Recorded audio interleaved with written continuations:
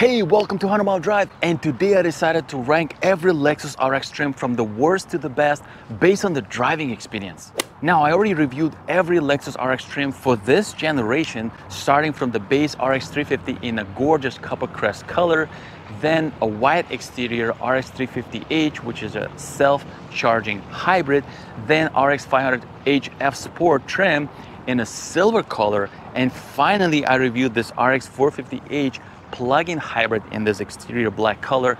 And the time has come to rank all these RX trims based on the driving experience and pick the winner. So the fourth place goes to Lexus RX 350h based on the driving experience. That's right, might be a surprise for some. Now, in my review that I did on 350h against the Lexus RX 350, those are the two trims that are mostly compared one against the other. I said I would pick RX 350h, but that was based on practicality.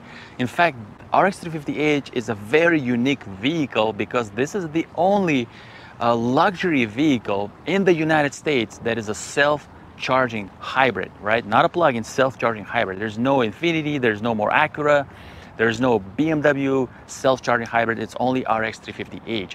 So there are only few available on the dealer lots, and they're asking a lot of money for RX 350h. So it is very practical, right? Delivering 36 to 37 mpgs, around 35 on average, compared to RX 350 base, which is a 2.4 liter turbo on 22 in the city and around 29 in the highway, 25 average.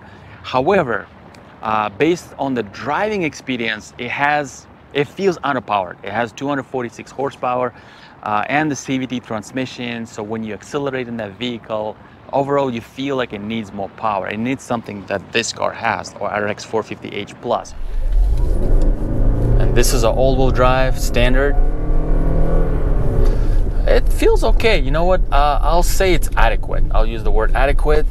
It's obviously not as premium feel compared to the gas-powered version. So if you really care about, you know, the premium feel about how Lexus takes off, then I'll say the gas-powered version would be the right one for you. If you care about the fuel economy, then you definitely want to consider this one.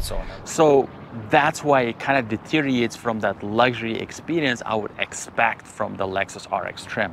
And that's why it's in the fourth place. And the third place goes to Lexus RX 450h Plus plug-in hybrid. That's right. I know some of you might be surprised, like what, the most expensive RX trim in the lineup is not like the best, right? Well, that's right. And let me explain why. One thing I found that RX 450h Plus does not deliver the best luxury experience, the best driving experience, the best Lexus experience out there, right? And the biggest reason, one, is its weight. It feels overly heavy, and I think part of that is the also gas pressurized shocks that this car has. They're not as sophisticated. It's your simple, you know, smooth suspension setup. Don't get me wrong, this is a very smooth car, especially if you don't have anything to compare it to. This is a pretty smooth car, and it's, you know, very relaxed to drive it on, you know, city roads, highway. You're definitely going to enjoy the driving experience. Now, the other part I didn't like is, of course, the CVT transmission. Now, one cool thing of this RX 450h Plus compared to, let's say, RX 350h, right, which is a self-charging hybrid, is that this car has more power. It has a more powerful front electric motor. So this way, even though we have that whining CVT transmission, it still has enough juice to move this car forward. All right, let's start here. Yeah, it's not like super fast, but it's going. 0 to 60 is rated about 5.9 seconds. Now, I kind of expected it to do better. I kind of expected it to kind of flow a little faster.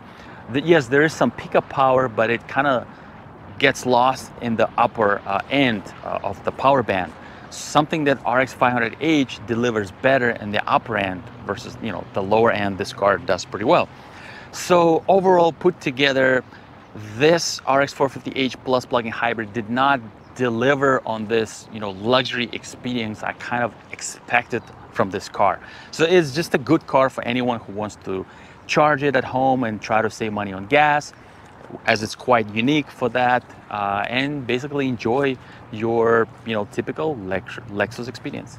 And the second place goes to Lexus RX 350 base. That's right, just make sure to get all-wheel drive models so you don't have those wheel slips from the front tires. Well, why is the base one of the best Lexus RX trims to buy, right? One of the reasons is the lightest car in the lineup. It doesn't have any electric motors, so the chassis moves much lighter through the corners, and in general it's just a more effortless car to steer and to drive, and you will see that. So guys, very impressed with the new RX. Very good body control, and this is where Lexus DNA got to another level, where finally we have a nicely refined suspension, very good steering, very good body control. It's just pleasant and joyful to drive, and it holds. This car holds. This car really holds. Wow.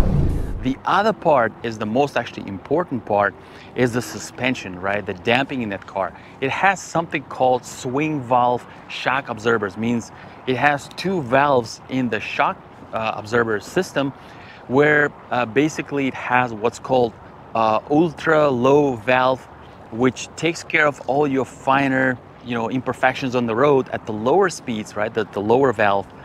So when you drive through all these little bumps and little potholes, it basically has a very good way of dampening all that.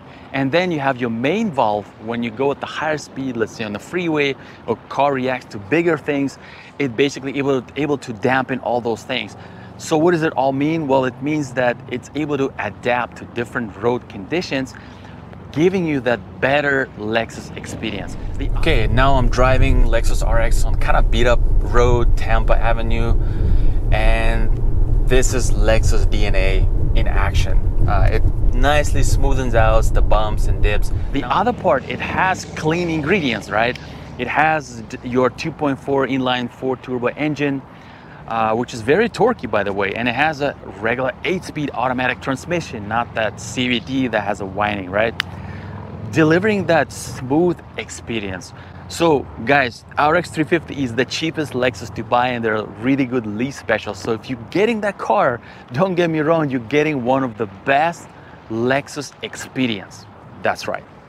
And the first place goes to Lexus RX 500h F Sport Performance, and let's discuss why. In my opinion, this is the best Lexus experience you can have in RX trim because of its ingredients, right? It has a 2.4 liter inline 4 turbo engine, means it has a higher compression ratio engine, which is much torqueier and more responsive.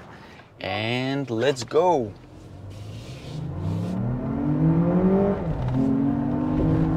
I don't know if you can hear this synthetic sound that they added in this Lexus RX 500h. It has automatic conventional 6-speed transmission, means you don't have this whiny CVT transmission, right? And lastly, it still uses electric motors to deliver the smooth performance. Now, yes, they did add a sauce to this, which is these electrified kind of sound. I kind of found it to be okay. Like, I'm not overly excited about it, but I found it to be like fine.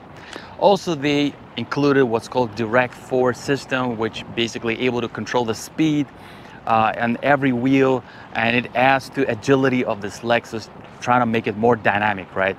And the biggest thing they did in this RX 500h F Sport is the suspension. Now let me explain.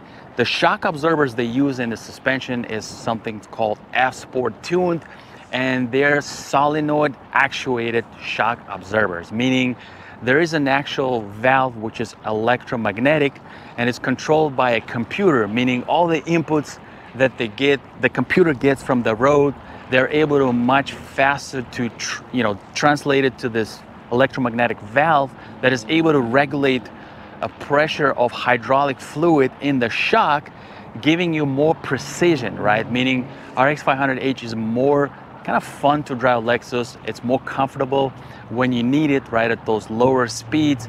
It is literally more comfortable than this car or pretty much any other RX trim. And when you need to like toss it around, drive it faster, it's able to tighten it up based on what you kind of throw it right on the road. The best way I could describe RX 500h F Sport performance driving experience is like driving a car in the cloud.